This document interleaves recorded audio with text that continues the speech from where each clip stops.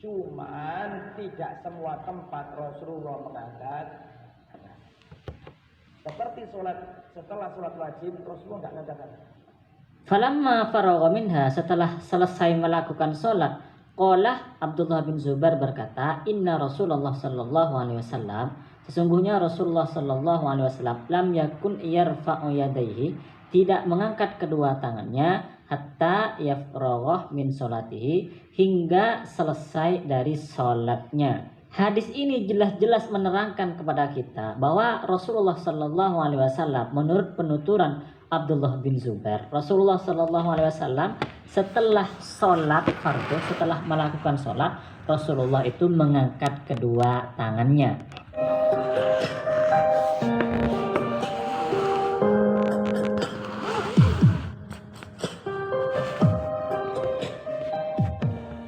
Assalamualaikum warahmatullahi wabarakatuh. Seperti biasa, Ustadz Wahabi mudah menyalahkan, mudah membid'ahkan. Di antara amaliyah Ahlus Sunnah wal Jamaah, terutama amaliyah masyarakat NU yang dituduh bid'ah oleh Wahabi adalah mengangkat tangan untuk berdoa setelah sholat fardu. Kegiatan ini menurut mereka adalah sesuatu yang bid'ah, tidak ada tuntunan dari Rasulullah. Di antara Ustadz Wahabi yang mengatakan demikian adalah sebagaimana berikut. Setelah sholat wajib Rasulullah melakukan apa?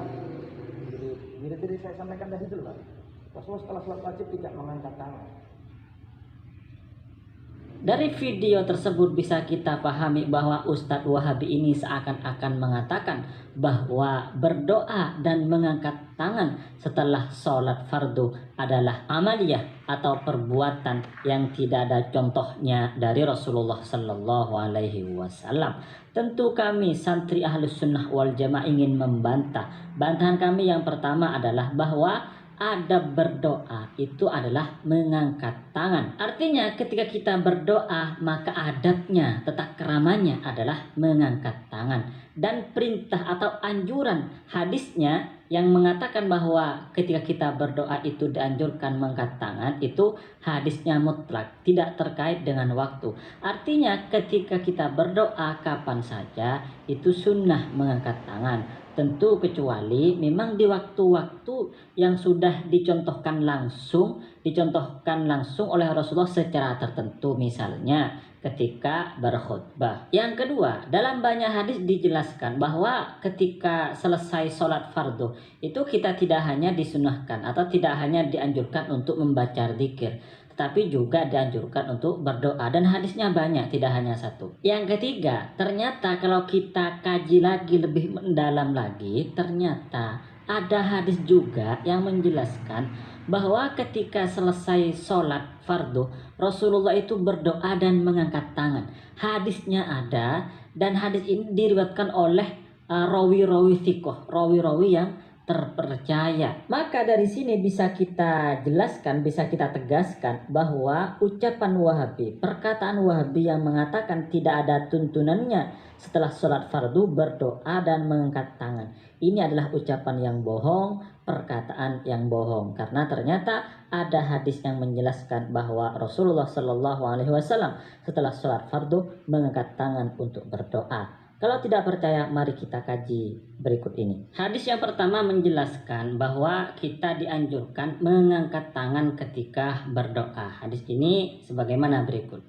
Innallaha rahimun, sungguhnya Allah maha kasih sayang, hayyun, maha pemalu, karimun, maha pemurah. Yastahyi, Allah subhanahu wa ta'ala malu, idza rafa'a ar-rajulu ilaihi yadayhi, ketika ada seseorang yang mengangkat tangan kepada Allah, ayyaruddahuma sifron khaibatain, Allah subhanahu wa ta'ala mengembalikannya dengan tangan kosong. Artinya ketika ada seseorang yang berdoa kepada Allah subhanahu wa ta'ala dan tangannya diangkat, maka Allah akan mengabulkan doa tersebut. Hadis ini umum atau mutlak, sehingga kapanpun kita berdoa itu maka dianjurkan untuk mengangkat tangan, apalagi berdoa setelah selesai sholat fardu.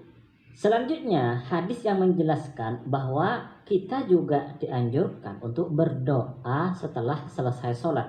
Jadi setelah selesai sholat itu tidak hanya dianjurkan untuk berzikir sebagaimana biasanya yang diungkapkan oleh Wahabi, tetapi juga kita dianjurkan untuk berdoa. Misalnya di dalam kitab Riyadhus Shalihin diriwayatkan oleh Imam At-Tirmidzi, dan menurut Imam At-Tirmidzi hadis ini hadis hasan.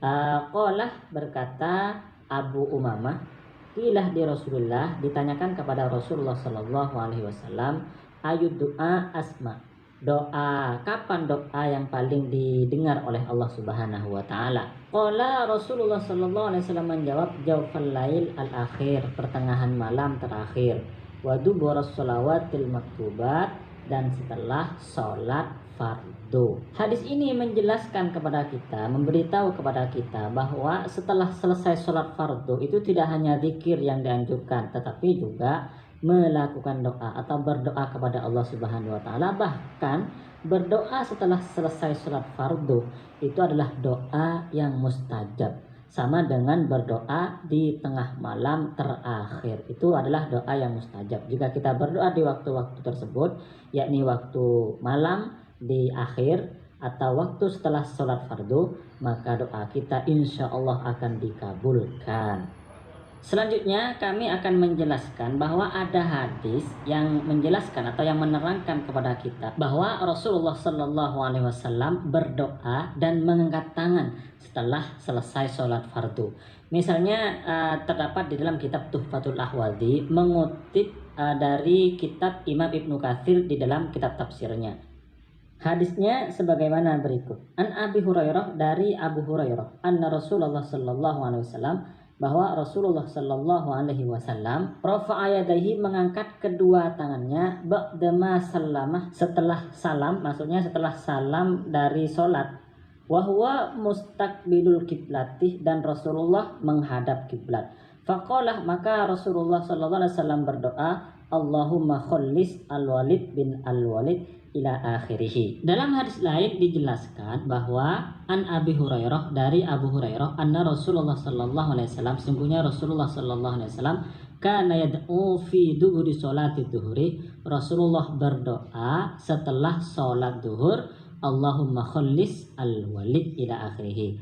Jadi di sini Rasulullah sallallahu alaihi wasallam mendoakan al-Walid itu setelah sholat duhur. Sholat duhur adalah sholat maktubah atau sholat wajib. Hadis ini jelas menerangkan kepada kita bahwa Rasulullah sallallahu alaihi wasallam setelah sholat, setelah melakukan salam, itu Rasulullah mengangkat tangan, lalu Rasulullah sallallahu alaihi wasallam berdoa, dan beliau dalam keadaan menghadap kiblat. Dari sini sudah tertolak pendapat Wahabi yang mengatakan bahwa berdoa mengangkat tangan setelah sholat fardu, setelah melaksanakan sholat wajib, itu tidak ada tuntunannya dari Rasulullah sallallahu alaihi wasallam. Selanjutnya juga hadis yang menerangkan kepada kita bahwa Rasulullah sallallahu alaihi wasallam itu mengangkat tangan dan berdoa setelah sholat maktubah atau setelah sholat fardu.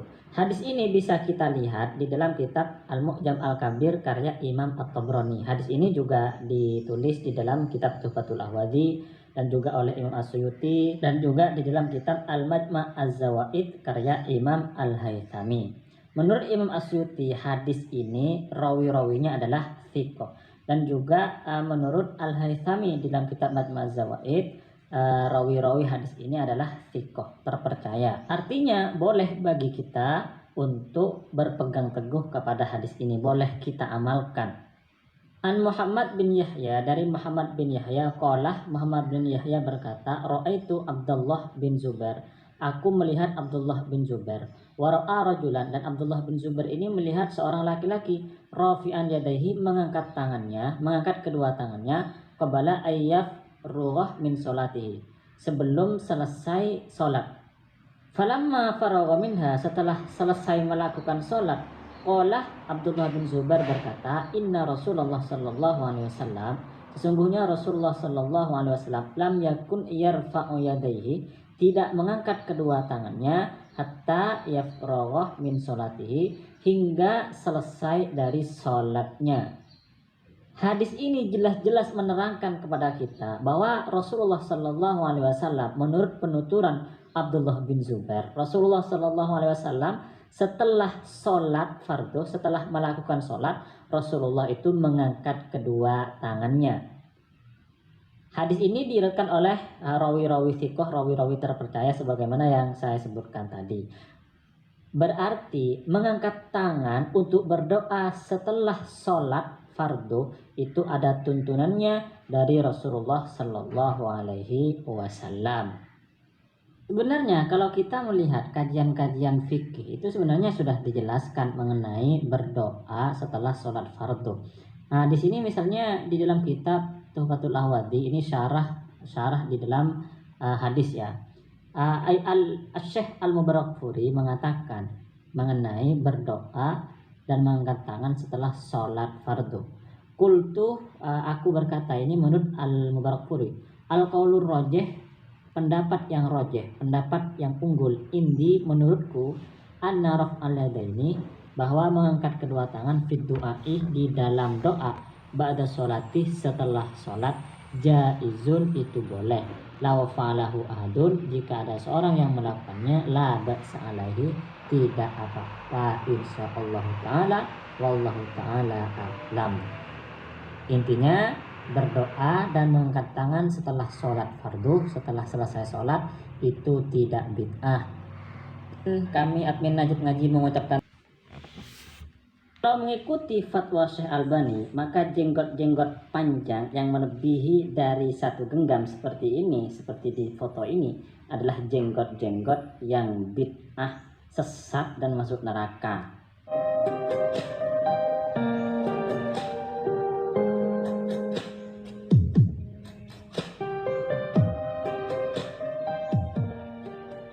Assalamualaikum warahmatullahi wabarakatuh. Pada kali ini kita akan membahas tentang jenggot. Sebagaimana yang kita lihat di foto-foto ini, para kaum Wahabi memiliki jenggot yang sangat panjang. Nah, sekarang kita akan membahas tentang jenggot. Panjangnya jenggot itu seperti apa seharusnya, dan jenggot yang sunnah itu seperti apa, dan jenggot yang bid'ah itu seperti apa. Nah, kita bahas pada kali ini menurut Syekh Albani. Jadi dalam perspektif atau menurut pendapat, menurut fatwa Syekh Albani, jenggot yang sunnah, jenggot yang bid'ah itu seperti apa. Dan sebagai informasi tambahan bahwa Syekh Albani ini adalah panutan dan rujukan Wahabi di dalam beragama, di dalam berislam. Selain itu, Syekh Albani ini oleh kaum Wahabi dipuja-puji, seperti inilah alim lah, ahli hadis lah, luar biasa lah, cerdas lah, dan lain sebagainya, pujian-pujian dari kaum Wahabi kepada Syekh Albani. Seakan-akan ulama selain Syekh Albani, ulama hadis selain Syekh Albani itu seakan-akan tidak kredibel. Yang kredibel itu hanya Syekh Albani saja, sehingga ketika ada hadis disohehkan atau didhaifkan oleh Syekh Albani, maka itu yang diikuti oleh kaum Wahabi. Dan ternyata di dalam fatwanya Syekh Albani ini yang diagung-agungkan oleh Wahabi itu mengatakan bahwa jenggot panjang itu adalah bid'ah. Jadi orang-orang yang jenggotnya panjang sampai ke dada, apalagi sampai panjang banget, itu menurut Syekh Albani itu bid'ah. Karena menurut Syekh Albani jenggot itu tidak boleh lebih dari segenggam. Jadi misalnya ada orang yang ada jenggotnya, lalu jenggotnya ini digenggam. Nah, yang lebih dari genggaman ini bid'ah. Kalau bid'ah berarti haram atau bisa diungkapkan dengan sesat, karena setiap bid'ah adalah sesat menurut kaum Wahabi. Kenapa menurut Syekh Albani itu jenggot yang lebih dari segenggam itu dianggap bid'ah, divonis bid'ah oleh Syekh Albani? Karena menurut Syekh Albani tidak ada contoh dari ulama salaf, dari Rasulullah, dari para sahabat, dari tabi'in, gak ada contoh, kata Syekh Albani, yang jenggotnya itu panjang banget. Bahkan yang ada contoh dari para sahabat itu ternyata memotong jenggotnya yang lebih dari segenggam, itu dipotong oleh sahabat Nabi. Dari sini kemudian Syekh Albani itu menyimpulkan bahwa memang di dalam banyak hadis Rasulullah Shallallahu Alaihi Wasallam memerintah agar umat Islam itu memanjangkan jenggot, agar jenggot tidak dipotong. Akan tetapi maksud dari perintah Rasulullah itu adalah agar panjangnya jenggot itu tidak melebihi dari segenggam. Terbukti dari sahabat Nabi. Ternyata sahabat Nabi itu memanjangkan jenggot, tetapi ketika lebih dari segenggam itu kemudian oleh sahabat Nabi itu dipotong. Berarti perintah Nabi untuk memanjangkan jenggot itu adalah maksudnya tidak lebih dari segenggam sebagaimana yang difahami oleh sahabat Rasulullah Shallallahu Alaihi Wasallam. Adapun penjelasan bahwa Syekh Albani itu berfatwa memanjangkan jenggot melebihi dari segenggaman itu bid'ah, haram, dan tidak ada contoh dari sahabat, kami temukan misalnya di dalam website majlis.alukah.net. Di sini ada judul Fatwa Al-Imam Al-Albani fi adami jawazi itlaqil lihyah aktsar minal qabdah. Fatwa Imam Albani yaitu tidak boleh memanjangkan jenggot melebihi dari satu genggam. Qad qara'tu fi silsilah ad-dhaifah. Aku telah membaca di dalam kitab As-Silsilah ad-dhaifah ini lil Imam Al-Albani, karyanya Imam Al-Albani rahimahullahu annahu yara anna itolatal lihyah fawqal qabdah muharram, bahwa memanjangkan jenggot melebihi dari satu genggam itu adalah diharamkan, wa khilafah hadis salaf as-soleh wa minal bid'ah, dan menyalahi petunjuk dari ulama salaf yang soleh dan juga termasuk dari bid'ah. Ini jelas di sini bahwa memang Syekh Albani itu mengatakan atau berfatwa memanjangkan jenggot melebihi dari satu genggam adalah bid'ah. Berikutnya ini juga penjelasan atau bukti bahwa memang Syekh Albani itu berfatwa memanjangkan jenggot melebihi dari satu genggam itu adalah bid'ah. Di sini ada website bernama Mausu'ah Al-Fatawa, fatawa.com ya. Di sini ada judul begini, Ra'yu Syekh Al-Albani dujubil akhdhi minal lihyah. Pendapat Syekh Albani yang mewajibkan memotong atau mengambil dari jenggot. Yaqulu Syekh Al-Muhaddits Al-Allamah Muhammad Nasiruddin Al-Albani. Jadi lengkap di sini ya.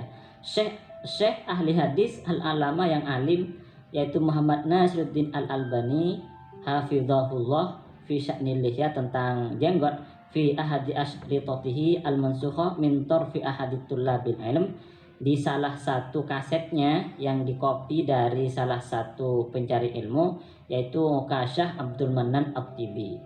Apa ungkapan dari Syekh Albani? Ungkapan Syekh Albani di dalam kaset tersebut adalah innalladzi yutalliqu lihyatahu, bahwa seorang yang memanjangkan atau yang membiarkan jenggotnya aktsar min qabdatin, lebih banyak, lebih panjang dari satu genggaman, fa innahu mubtadi'un, bahwa orang tersebut adalah pelaku bid'ah, ahlu bid'ah, sesat dan masuk neraka. Alasan Syekh Albani di sini juga dijelaskan, tapi nanti dibaca sendiri saja ya. Intinya gini, intinya Syekh Albani mengatakan bahwa memanjangkan jenggot melebihi dari satu genggaman itu bid'ah, karena memang tidak ada contoh dari ulama salaf, dari para sahabat, dari sahabat yang junior, bahkan malah yang ada dari para sahabat itu, dari athar yang sahih, sahabat Nabi itu menggunting atau mengambil jenggotnya yang melebihi dari segenggam. Ini kemudian Syekh Albani menyimpulkan, oh ternyata perintah memanjangkan jenggot itu tidak boleh melebihi dari satu genggam sebagaimana yang dilakukan oleh sahabat Nabi, seperti itu. Oleh karenanya jika kita misalnya berpegang teguh kepada pendapat Syekh Albani, berfatwa Syekh Albani, coba kita lihat dalam-dalam, lihat dengan santai, kira-kira yang mana ini yang paling bid'ah, yang lebih bid'ah ini, yang kanan, yang paling kiri, atau yang tengah, atau yang mana ini yang paling bid'ah ini. Ini kalau menurut Syekh Albani ini sesat, jenggot bid'ah, jenggot sesat, jenggot masuk neraka. Siapa yang bilang bahwa jenggot yang panjang, jenggot yang melebihi dari segenggaman itu jenggot bid'ah, jenggot sesat, jenggot masuk neraka? Ya itu bukan kami, bukan Ahlus Sunnah wal Jamaah, bukan kami admin Najat Ngaji, tetapi yang bilang adalah panutan kalian para Wahabi, yaitu Syekh Albani. Bagi kami admin Najat Ngaji, silahkan kalian mau berjenggot, mau tidak berjenggot, atau berjenggot yang panjang sekali sampai ke tanah, tidak masalah, silahkan kalian berjenggot sesuka kalian, itu termasuk kebebasan berekspresi. Namun yang kami kritik, yang kami sanggah ketika kalian bilang, ketika kalian menuduh orang yang tidak berjenggot itu seakan-akan tidak ikut sunnah, seakan-akan masuk neraka, seakan-akan tersesat, seakan-akan orang kafir. Orang yang tidak berjenggot itu kayak bukan muslim gitu. Jadi ada ustadz-ustadz Wahabi yang seperti ini. Nah, ini yang kami kritik, ini yang kami sanggah. Kenapa? Karena masalah jenggot itu ternyata di dalam kitab-kitab itu ternyata memang ada perbedaan pendapat. Tapi mungkin bukan sekarang admin Najat Ngaji menjelaskan tentang perbedaan ulama mengenai panjangnya jenggot atau mengenai hukum memotong jenggot. Dan alhamdulillah wa syukurillah admin Najat Ngaji ternyata juga berjenggot, tetapi tidak selebat yang ada di video ini, yang ada di foto ini, biasa-biasa saja. Maka dari penjelasan tadi bisa kita pahami, bisa kita simpulkan bahwa ternyata syekh-syekh Wahabi ketika berfatwa, seperti misalnya Syekh Albani, ini syekh yang dikagumi, yang diagungkan, yang dihormati, yang dijadikan panutan, yang dijadikan imam oleh para Wahabi, ternyata ketika berfatwa atau memvonis bid'ah, tidak semuanya oleh kaum Wahabi itu diikuti. Ternyata ada yang tidak ditaati. Oleh karenanya, misalnya ada syekh Wahabi, misalnya Syekh Albani lah sudah memvonis bid'ah terhadap amaliyah ahlus sunnah wal jamaah, memvonis bid'ah terhadap misalnya dikirnya ulama ahlus sunnah wal jamaah, ya nggak usah dihiraukan. Anggaplah angin berlalu, anggaplah anjing bergonggong. Kenapa? Kaum Wahabi saja nggak ikut fatwanya Syekh Albani. Kenapa kita yang ahlus sunnah wal jamaah dan tidak berkiblat kepada Albani harus pusing dengan vonis bid'ah dari Syekh Albani? Santai-santai saja. Wahabi saja nggak pusing kok dengan vonis bid'ah Syekh Albani. Dan ternyata dari kaum Wahabi yang sok suci itu, yang sok sunnah itu, yang sering dan suka nuduh bid'ah kepada orang lain itu, ternyata juga bingung dan poyang-paying ketika memvonis bid'ah sebuah amalan. Kadang salah satu syekh Wahabi mengatakan bahwa ini bid'ah, tetapi syekh Wahabi satunya mengatakan oh tidak bid'ah. Padahal masalahnya sama, masalah ibadah ini, masalah ibadah bukan masalah dunia. Dan banyak hal seperti ini banyak terjadi. Baik teman-teman, kami admin Najat Ngaji mengucapkan terima kasih banyak atas support